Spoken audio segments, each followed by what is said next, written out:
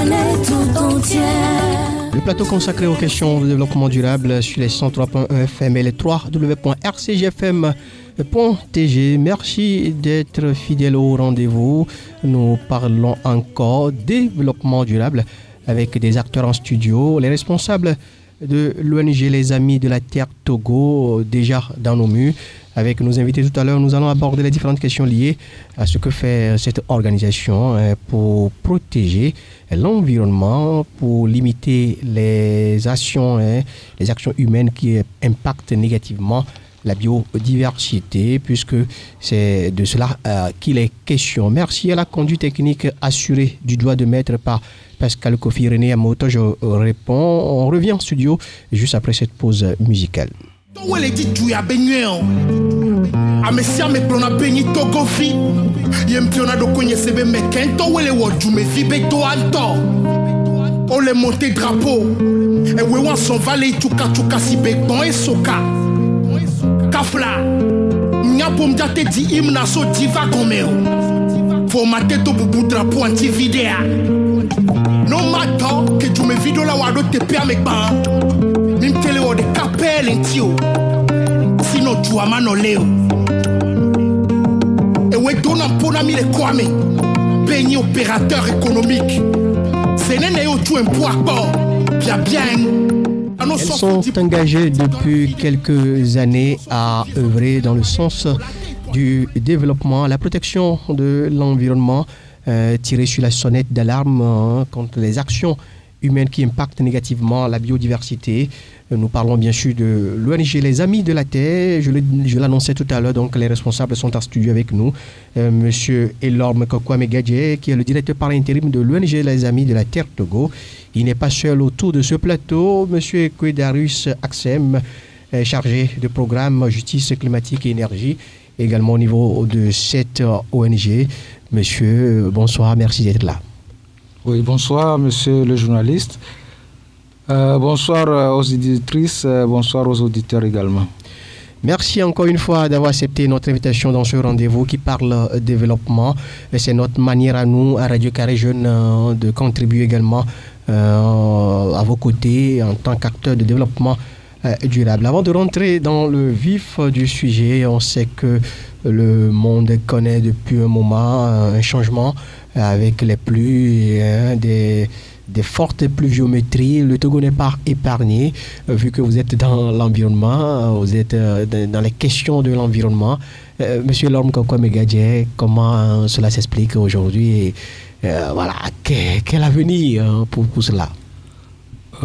Disons qu'en réalité, le Togo, autant que d'autres pays dans le monde, vit beaucoup de manifestations des effets de changement climatique.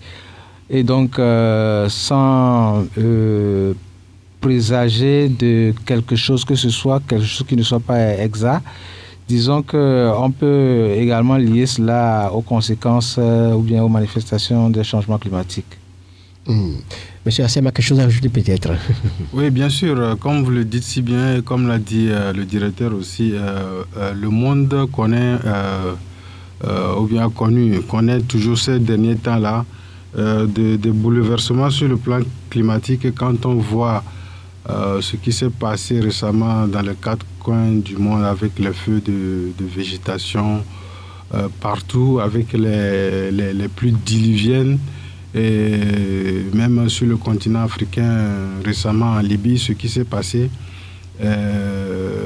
laisse à désirer, ça fait réfléchir, parce que tout ceci est dû aux effets des changements climatiques que nous vivons. Et les hommes sont les auteurs, on le dit.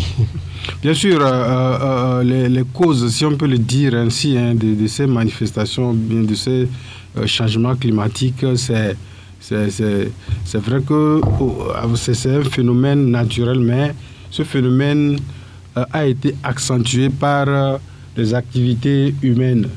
Et les principales ou bien les principaux responsables que je citerai ici, c'est l'industrie des combustibles fossiles, à savoir le pétrole, le gaz naturel, et puis le charbon Et s'il faut ajouter autre chose, c'est aussi l'agriculture industrielle.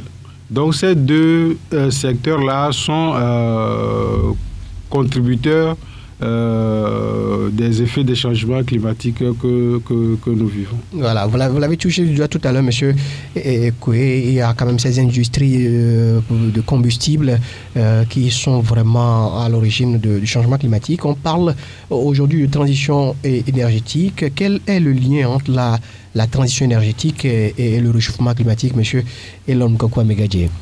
Ok, merci pour la question. Mais je voudrais revenir un tout petit peu en arrière, parce que vous avez dit que les changements climatiques sont dus essentiellement aux causes humaines. C'est vrai, vous avez tout à fait raison.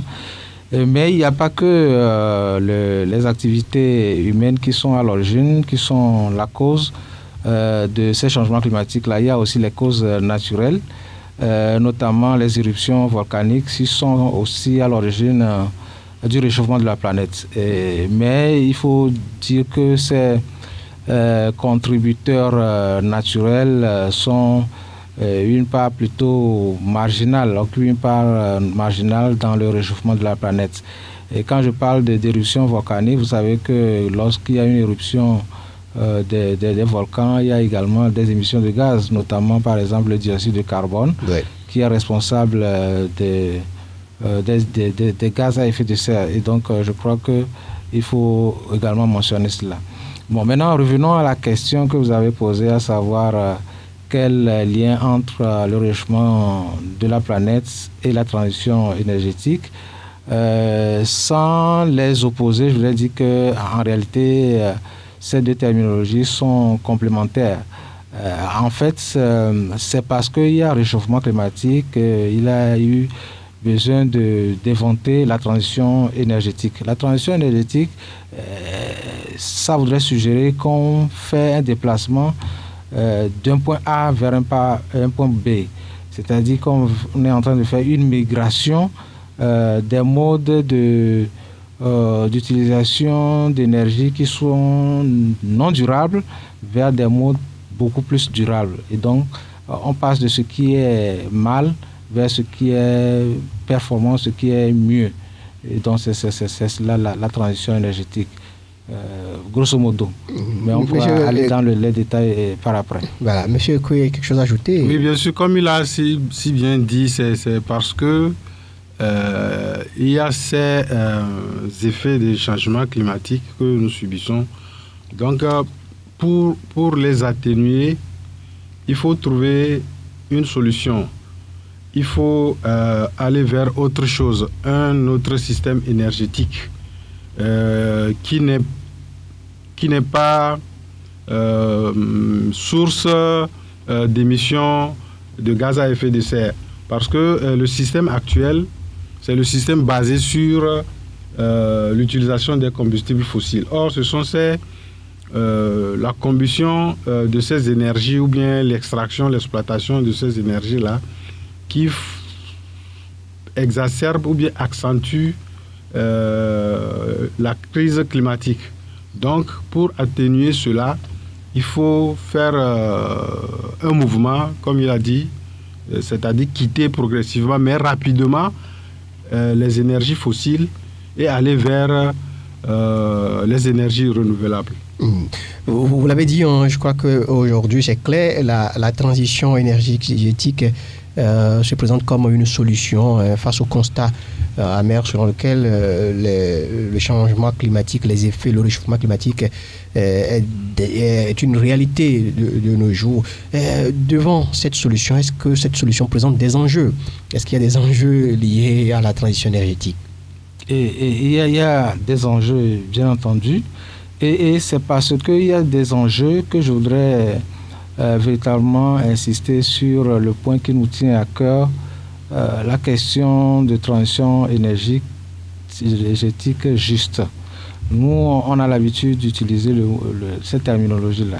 Transition énergétique juste. On ajoute le mot juste à cause de la dimension sociale que devait revêtir la gestion de la question énergétique en réalité. Parlant des enjeux, je crois qu'il y a plusieurs enjeux. Il y a les enjeux environnementaux, les enjeux économiques, les enjeux sociaux, pour ne citer que ceux-là. Alors, parlant d'enjeux environnementaux, par rapport à la transition énergétique, c'est que nous sommes victimes des effets du dérèglement climatique, notamment la question des effets des émissions de gaz à effet de serre. Et donc, il convient de les atténuer. Comment atténuer ces effets pour que nous ne soyons plus impactés négativement par ces gaz-là? Et donc, c'est la question environnementale. C'est l'aspect lié au défi environnemental. Donc, diminuer le réchauffement de la planète, ça c'est l'aspect environnemental. Il y a un autre aspect, c'est l'aspect économique. Parce que vous n'êtes pas sans savoir que quand on parle d'énergie, c'est une question fondamentalement économique. On a besoin de l'électricité pour fonctionner. S'il n'y a pas le carburant, je crois que tout de suite, l'économie peut être mal en point. Et donc, c'est fondamentalement une question économique. Donc, comment est-ce qu'on fait en sorte que l'énergie est accessible, que les coûts de l'énergie sont abordables, qui permettent quand même aux populations dans leur ensemble d'accéder à cela. Et donc, c'est la question économique. Et donc, la transition énergétique devra mettre l'accent sur cet aspect-là. Il faut que l'énergie soit abordable pour le citoyen lambda, comme on le dit.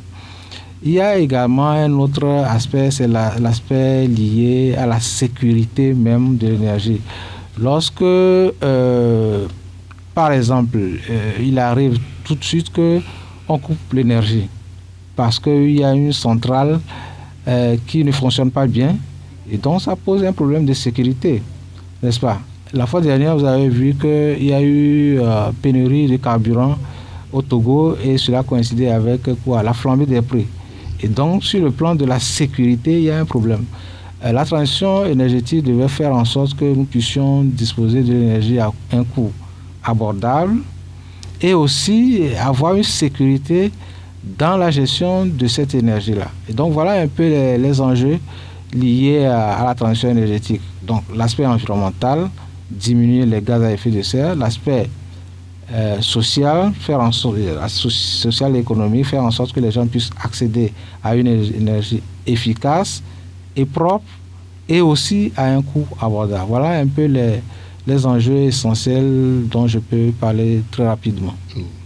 Monsieur Ekoé. Oui, bien sûr. Bon, il a tout dit. Hein. En plus de la sécurité énergétique, hein, je pense qu'il faut aussi aborder l'enjeu de souveraineté énergétique, parce que si on veut aller on veut faire cette transition énergétique juste et aller vers des énergies renouvelables, il ne faut pas que ce soit des énergies à exporter. Ça doit être au profit des populations, surtout des communautés locales qui ont le plus besoin de ces énergies-là pour pouvoir satisfaire un bon nombre de besoins. Donc, ça doit être une transition énergétique centrée sur les populations, contrôlée d'ailleurs par ces populations-là, contrôlée par ces populations pour que, lorsqu'il le dit tout à l'heure, il y a eu rupture ou bien il y a un souci, ces populations seront à même de trouver une solution à cette rupture ou bien à cette panne qui est survenue dans une communauté locale donnée. Donc, je pense que les enjeux que M. le directeur a cités sont pertinents, et aussi il faut aussi vraiment une souveraineté énergétique au profit des communautés locales. Voilà, justement, parlant de cette pour éviter la dépendance de cette énergie, voilà, l'énergie, la transition énergétique, comme on le voit aujourd'hui peut-être avec certains pays qui dépendent des autres. Est-ce que tous les pays ont cette capacité de mener cette transition énergétique?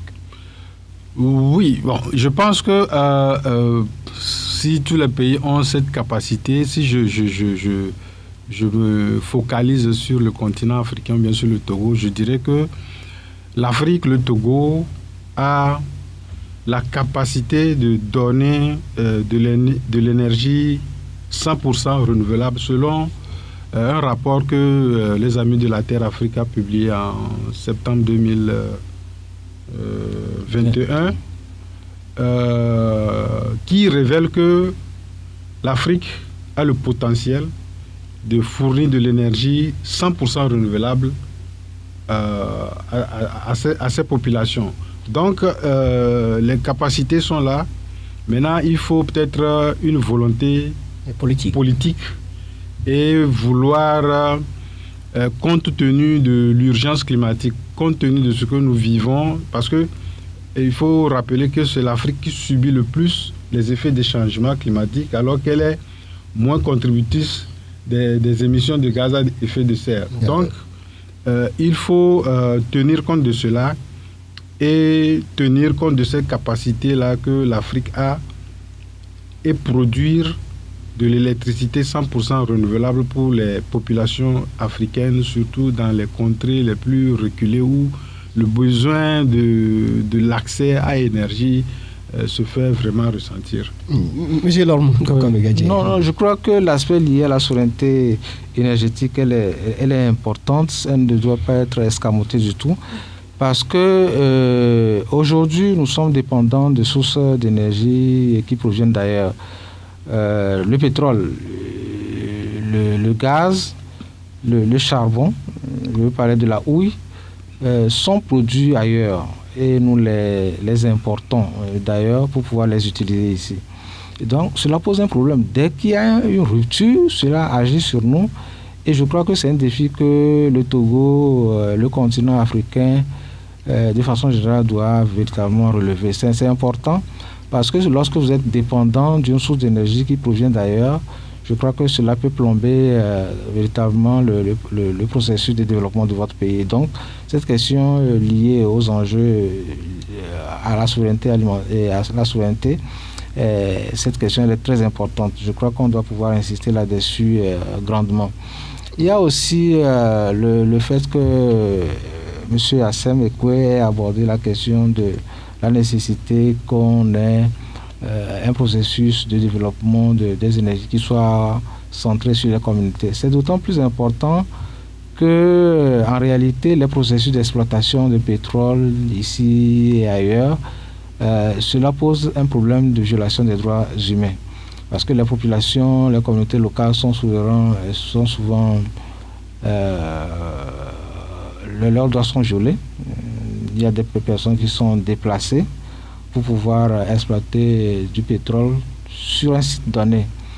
Et donc, sur cet aspect-là, les ONG comme la nôtre nous travaillons donc à faire en sorte qu'on puisse véritablement régler cette question-là. C'est fondamental. Un processus de transition énergétique doit pouvoir prendre en compte le respect des droits des communautés, faire en sorte que véritablement cela se fasse avec leur accord, parce que j'imagine mal comment est-ce qu'on peut exploiter des ressources pour produire de l'énergie en n'associant pas, ou bien en ne consultant par exemple pas les populations. Elles doivent être au centre des intérêts, les consulter, les associer pour qu'elles puissent déterminer avec le pouvoir public ce qui correspond le mieux à leurs besoins. Donc je crois que cette question de souveraineté et aussi cette question de respect des droits liés aux communautés, ces questions-là, elles sont importantes et à inscrire dans le processus de transition énergétique juste. Monsieur Kouyaksem, vous l'avez touché, vous l'avez évoqué tout à l'heure, un rapport qui fait état de la potentialité de l'Afrique à produire l'énergie renouvelable. En Afrique générale et au Togo en particulier, en quoi il y a urgence d'aller vers la transition énergétique? Oui, il y a urgence, je pense que je l'ai dit tantôt, il y a urgence vu les dérèglements que nous observons, ou bien les catastrophes, les feux de végétation qui s'accentuent, les conditions météorologiques qui ont changé, c'est-à-dire vous pouvez avoir une pluie qui devait normalement s'étendre sur, ou bien des pluies qui devaient s'étendre sur une semaine, peuvent survenir en quelques minutes. Et tout ça est dû justement au changement climatique ou bien aux effets du changement climatique. Donc, compte tenu de tout cela, il y a urgence qu'il faille aller vers autre chose, autre système beaucoup plus, comment est-ce qu'il faut le dire, un autre système non polluant, parce que c'est le système énergétique actuel qui est polluant, parce que provenant du pétrole, du gaz naturel et puis de la houille, qui sont à la source de l'accentuation de ces effets du changement climatique que nous. Donc il y a urgence et bon nombre de pays ont constaté cela, notamment le Togo, et on voit quand même sur le terrain des réalisations qui se font quand on se réfère à la plateforme solaire de Blita et d'autres projets qui sont en cours. Bientôt, il y aura une autre plateforme dans les savanes. Et donc, le Togo a justement compris qu'il y a urgence. Et c'est pourquoi il pose ce pas-là seulement. Ce qu'il y a à relever au niveau de ces projets, c'est que c'est des projets qui occupent de grands espaces. Par exemple, ce qui va se faire dans les savanes se fera sur 115 hectares, ce qui est beaucoup. Mais nous exhortons à ce qu'il y ait plutôt, bien sûr, ces centrales-là, mais en miniature et à grande échelle.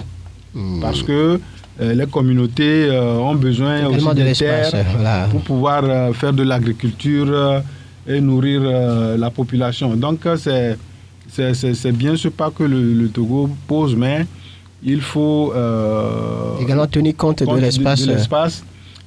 Autre chose, c'est les centrales, les plateformes multifonctionnelles qui sont installées dans des communautés, à savoir Donomadé et puis Andokbome. C'est une bonne chose.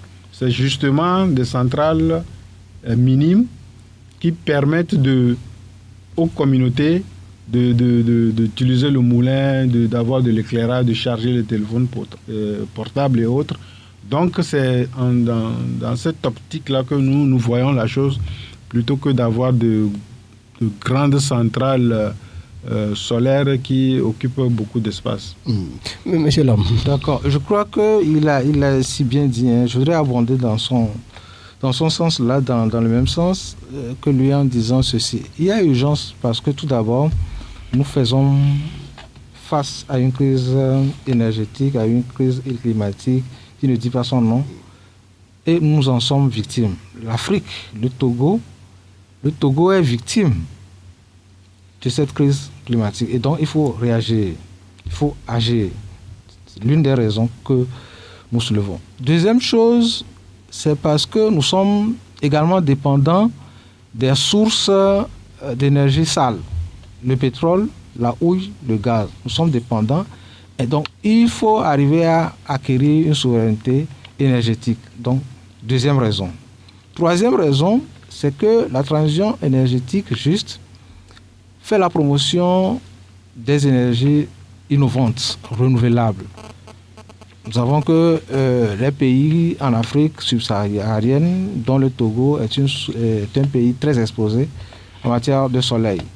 Et donc, on va utiliser le solaire pour faire une opportunité. Et donc, c'est une opportunité économique pour nous. Donc, raison pour laquelle il faut y aller urgemment. Quatrième chose, c'est une source d'emploi également pour nous, le renouvelable. Parce qu'il y a beaucoup d'opportunités et des innovations technologiques peuvent être faites dans ce sens-là. Et donc, ça également, c'est une opportunité d'emploi. Et donc, voilà un peu quelques raisons qui nous font dire qu'effectivement, c'est une urgence que d'aller vers la transition énergétique parlant du Togo. Nous sommes dans l'émission Les acteurs de développement durable, ADD, consacrée aux questions de développement durable. Pour vous qui venez de nous rejoindre à l'instant, nous sommes en studio avec des invités, les responsables de l'ONG Les Amis de la Terre Togo. Avec eux, nous abordons les différentes questions liées au changement climatique, les alternatives comme les énergies renouvelables. Monsieur Lom Koko Megadje, vous l'avez dit, il y a urgence et que cette urgence n'est pas à nier, c'est une réalité. Comment, on parlait tantôt de la volonté politique, comment pensez-vous que ce processus vers cette transition énergétique peut se faire au niveau du continent africain? De façon holistique, je crois que d'abord, il faut que nous puissions déterminer une vision. Parce que pour arriver à quelque chose de véritablement consistant, il faut avoir une vision. Et donc, dès lors qu'on n'a pas de vision, on ne peut pas aller à quelque chose de sérieux. On va naviguer à compte courant. Et ce n'est pas une bonne chose. Donc, il faut une vision des responsables au niveau du continent, donc les chefs d'État. Il faut une vision globale. Cette vision qui doit être catégorisée, individualisée au niveau de chaque pays. Chaque pays doit avoir également une vision en matière climatique, en matière énergétique. Et je crois que le Togo en a. Au niveau de la CEDEAO également, nous en avons. Et donc, c'est une bonne chose. Ça, c'est la première des choses. La deuxième chose, c'est aussi de faire la sensibilisation pour que les gens, les parties prenantes, puissent être véritablement conscientes de la chose. Pourquoi est-ce qu'on doit aller à une transition énergétique juste? Je crois que c'est fondamental. Je crois que c'est d'ailleurs l'objet de cette émission. Et lorsque vous nous posez la question, qu'est-ce qu'une transition énergétique juste? Pourquoi y aller? Comment y aller? Je crois que c'est ça.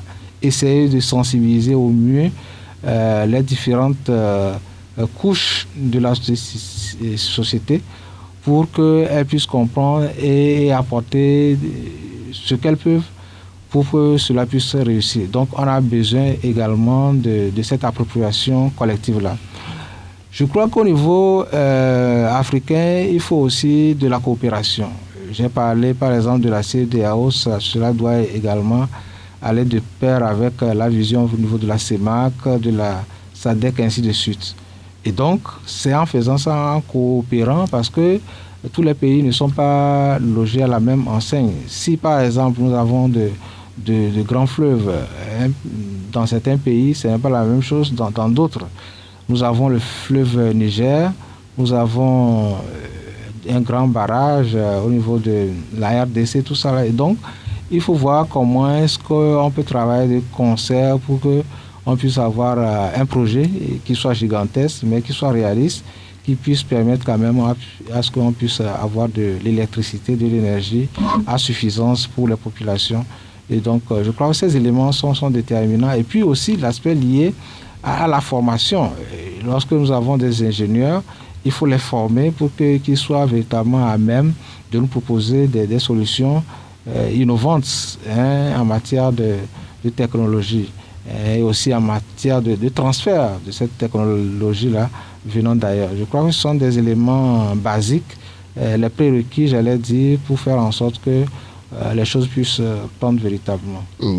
Monsieur Koué Darius Arsem, sur cette question, on l'a dit, l'Afrique, voilà le schéma que trace M. Lom.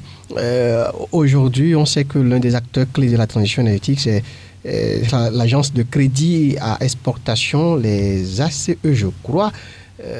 Quel est le rôle de ces structures?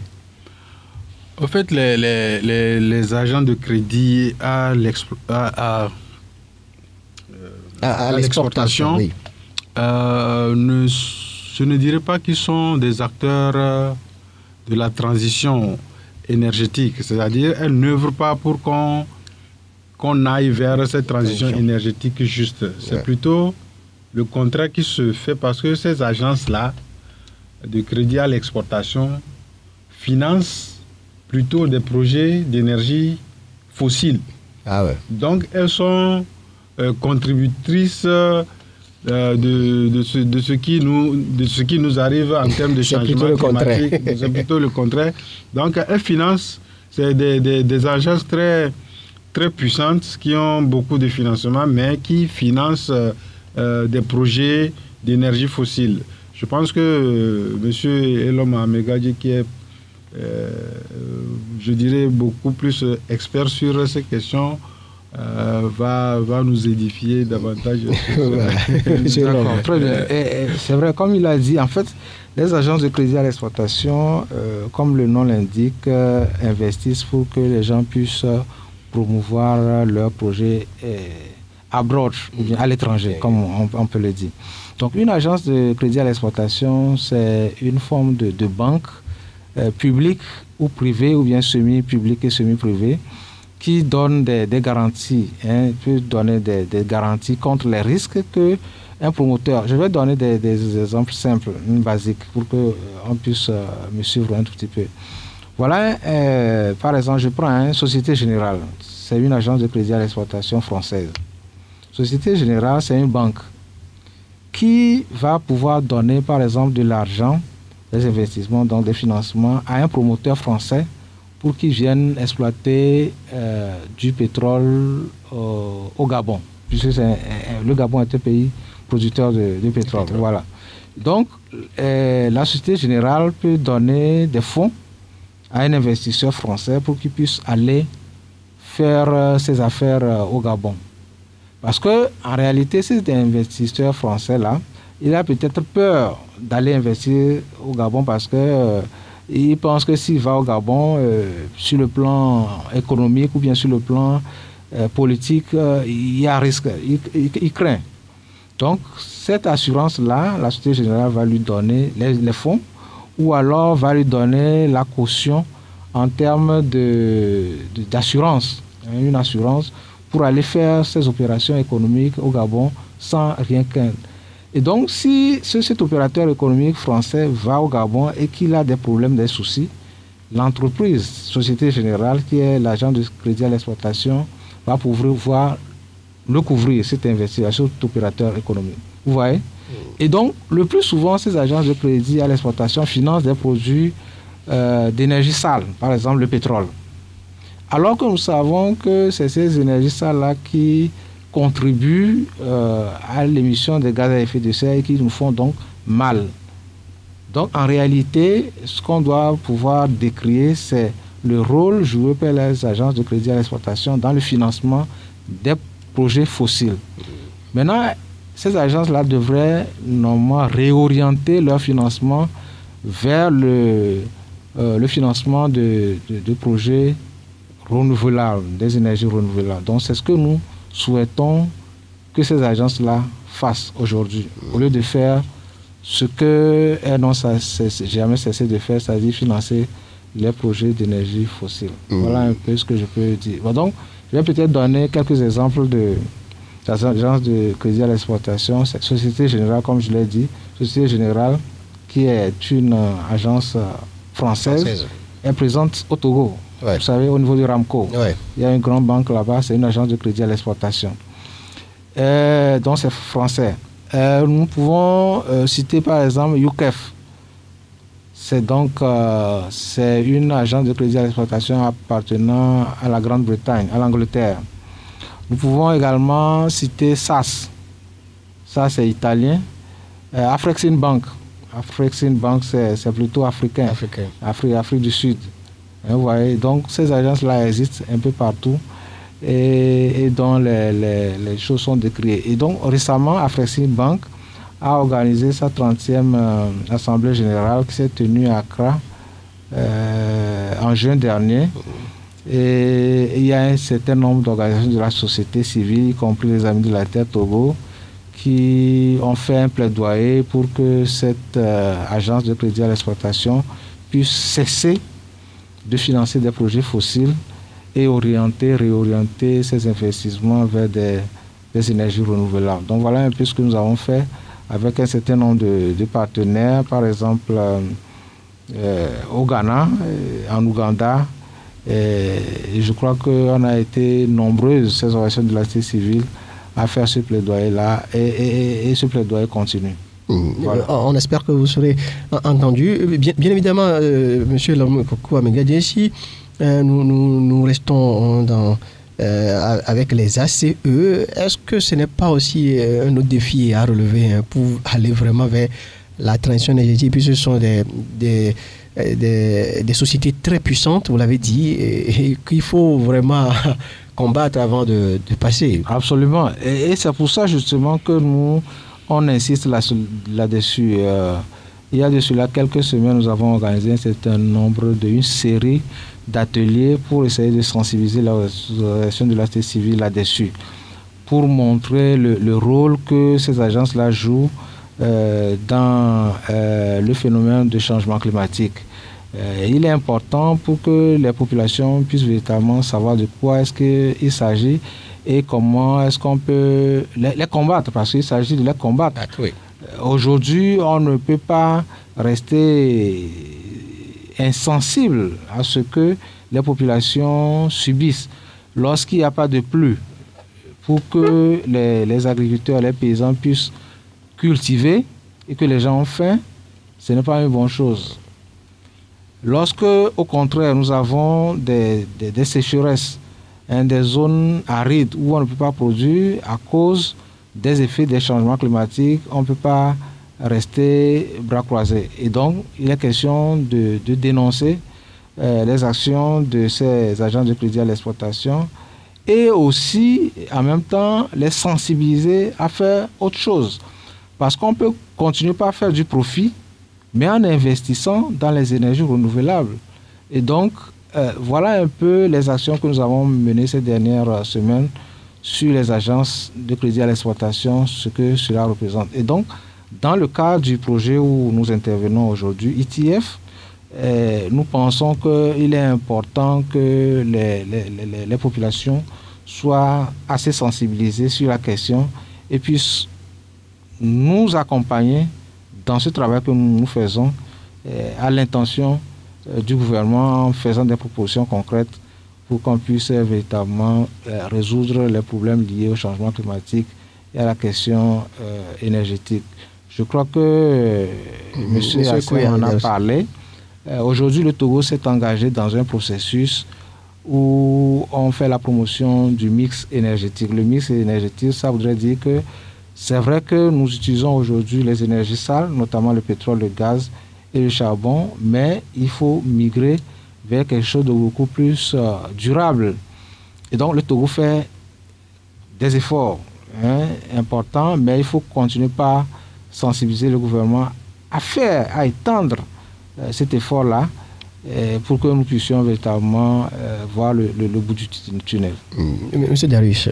Oui, je pense que c'est vrai, le Togo, c'est le mix énergétique qui est l'ensemble des énergies dont dispose le Togo, que le Togo peut utiliser. Et c'est le fait que le Togo ait décidé de faire ce mix énergétique, c'est un pas, parce qu'on a l'idée de peut-être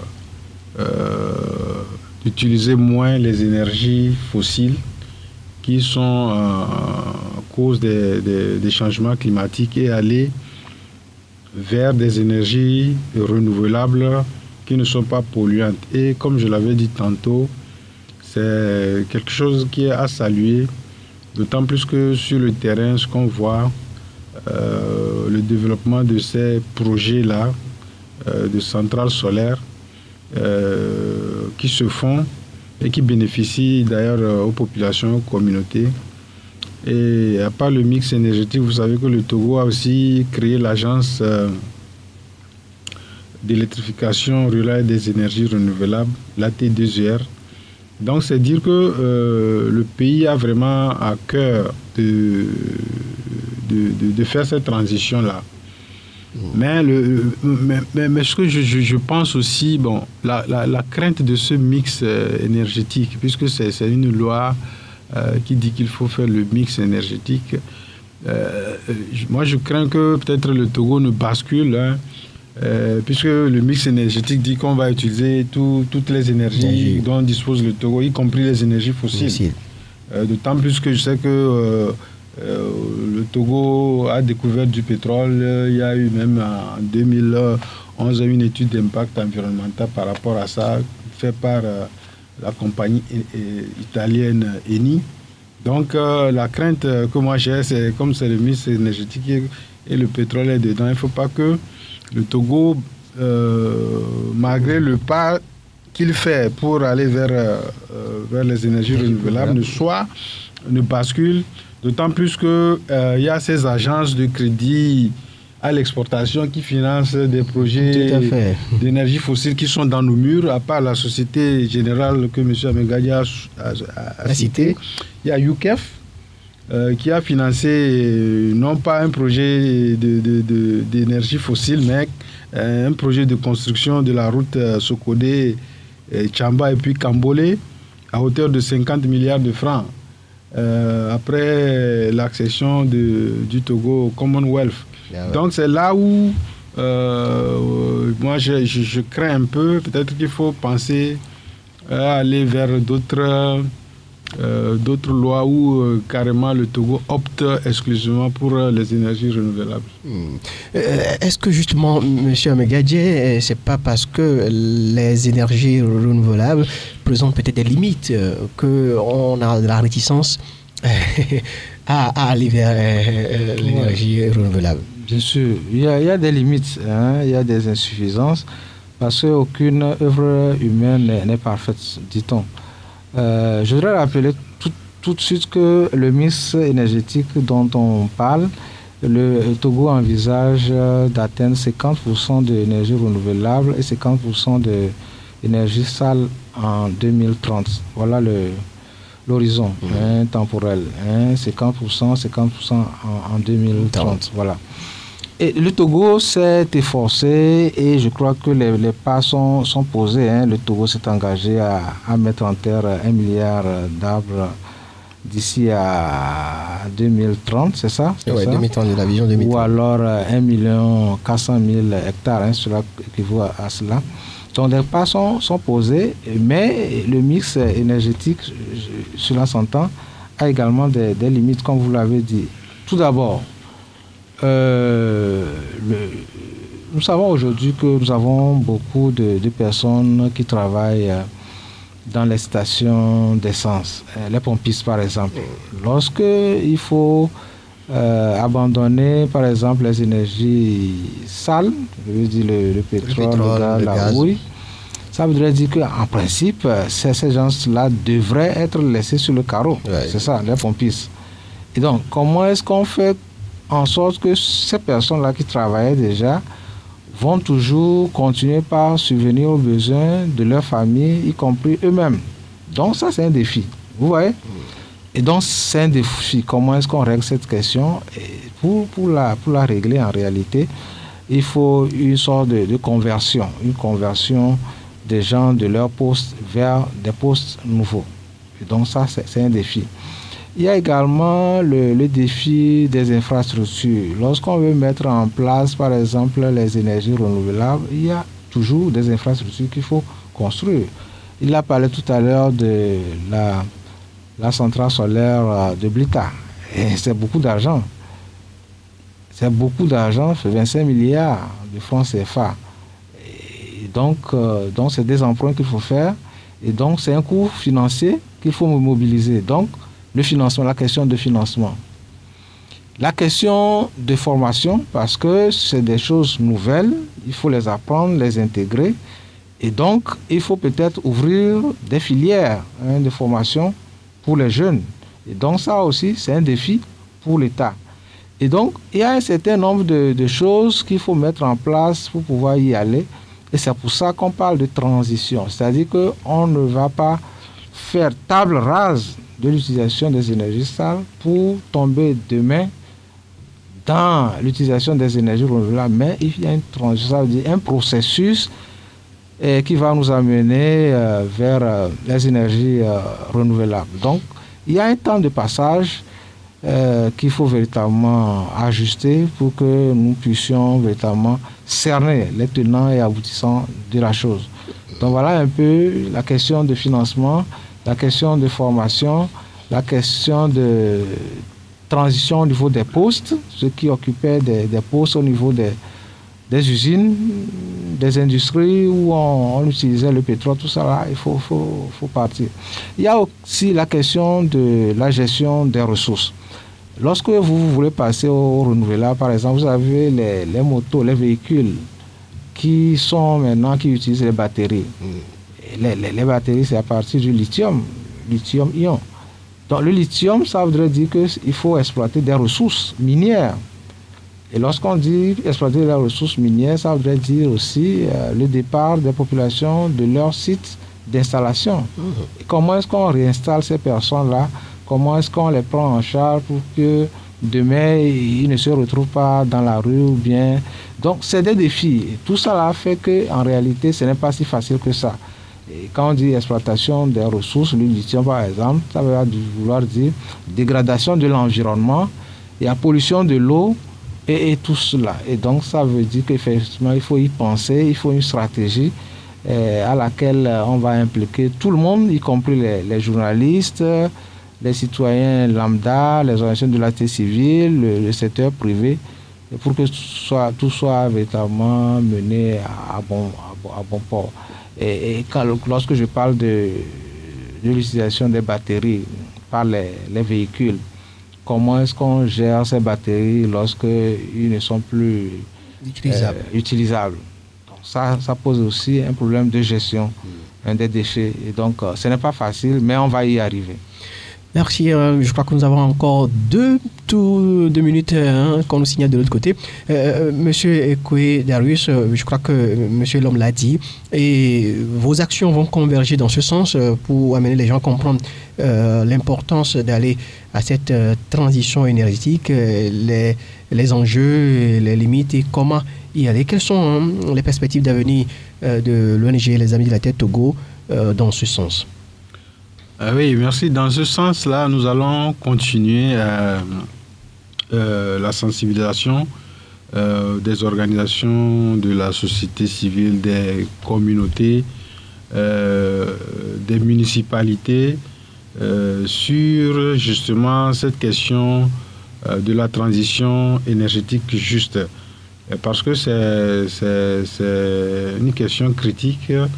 Et que cette transition, comme l'a dit M. Amegadien, doit se faire progressivement, même, moi j'insiste sur progressivement, mais rapidement. Donc nous allons continuer aussi à faire le plaidoyer auprès des autorités compétentes pour que cette question... ensemble avec les organisations de la société civile qui travaillent sur ce sujet, qu'on puisse trouver un cadre d'échange qui tienne en compte cette question de la transition énergétique juste afin que le Togo véritablement soit lancé pour que cette transition énergétique juste soit une réalité dans notre pays. Donc, c'est ça les perspectives, continuer à informer, à sensibiliser, rencontrer les autorités. Je peux donner cet exemple. Le 12 juin dernier, on était dans le bureau de la direction de l'énergie. On a rencontré le directeur général justement par rapport à ce sujet-là. Et nous lui avons remis ce rapport de Les Amis de la Terre Afrique, un rapport intitulé Plan énergie renouvelable pour une reprise juste en Afrique, qui dit clairement que l'Afrique a cette potentialité-là pour faire du 100% d'énergie renouvelable. Donc c'est des actions comme ça que nous allons continuer. Nous avons planifié aussi de rencontrer la commission environnement et changement climatique du Parlement, mais cela n'a pas encore abouti. Et nous envisageons également rencontrer l'AT2R, l'agent togolais pour l'électrification rurale et des énergies renouvelables, toujours pour mettre l'accent sur cet aspect de la chose pour que le Togo peut-être soit un exemple dans la sous-région, pourquoi pas en Afrique, de la transition énergétique juste. Voilà, nous sommes presque à la fin, monsieur Lomkoko Megadje, si vous avez quelque chose à ajouter rapidement à votre mot de fin. Pour que le Togo soit véritablement un exemple, je crois que nous avons commencé un travail qui doit pouvoir se poursuivre. Il a si bien dit ce qu'il a énuméré, c'est tout à fait vrai. Ce qu'il faut ajouter, c'est que il y a de cela quelques mois, je crois en mai-juin, nous avons également formé les maires sur comment est-ce qu'on peut intégrer la question de la gestion du climat, la question de la prise en compte du climat dans les PDC, c'est ça, non? Le plan de développement communal. Plan de développement communal. Donc on a fait ça et je crois que ça a intéressé beaucoup les maires, ils sont venus. Plusieurs maires ont été formés là-dessus. Ce que nous voulons également faire, c'est d'inciter sur la planification censée prendre en compte également le climat dans les budgets. Bon, je crois qu'il y a un effort qui se fait déjà, il y a un programme qui se fait comme ça avec le gouvernement, budgétisation sensible au climat. Je crois que c'est important qu'on prenne en compte les questions de climat dans nos actions de développement. Lorsqu'on veut faire par exemple un pont, il faut imaginer que nous sommes dans un processus où il y a les changements climatiques. Donc, le dimensionnement du pont doit prendre en compte cette réalité de changement climatique. Sinon, si on continue de parfaire les ponts comme on les faisait avant, il y a de cela 40 ans, je crois qu'avec les pluies, ça ne va pas tenir. Les routes que nous faisons également doivent être faites en tenant compte des changements climatiques. Aujourd'hui, nous avons des pluies diluviennes et quand on parle de pluies diluviennes, on sait de quoi il s'agit. Et donc, si nos routes ne sont pas faites en prenant en compte les changements climatiques, ça va poser des problèmes. Peut-être au bout de 5 ans, ces ouvrages ne pourraient pas être utilisés. Et donc, je crois que les pouvoirs publics sont conscients de la chose et ils sont en train d'y penser. Nous les encourageons à le faire. Merci beaucoup. Merci à vous. Merci d'être passé sur nos ondes. Merci d'être passé dans ce numéro de Les acteurs du développement durable, le plateau consacré aux questions de développement durable. Je rappelle que nous étions avec les responsables de l'ONG Les Amis de la Terre Togo, M. Lomkoko Megadje, qui est le directeur par intérim de cette organisation. Et il n'était pas seul en studio avec moi, M. Ekwe Darius Hachem, chargé au programme Justice climatique et énergie, également au niveau de l'ONG Les Amis de la Terre Togo. Merci à vous tous qui êtes restés des nôtres jusqu'à cet instant. Et c'est fini. Ici, prochain numéro, mercredi, même heure, même fréquence, avec d'autres acteurs de développement durable. Merci également à la mise en onde assurée par Pascal Kofi. On se retrouve mercredi, je le disais donc, au revoir. Le programme se poursuit.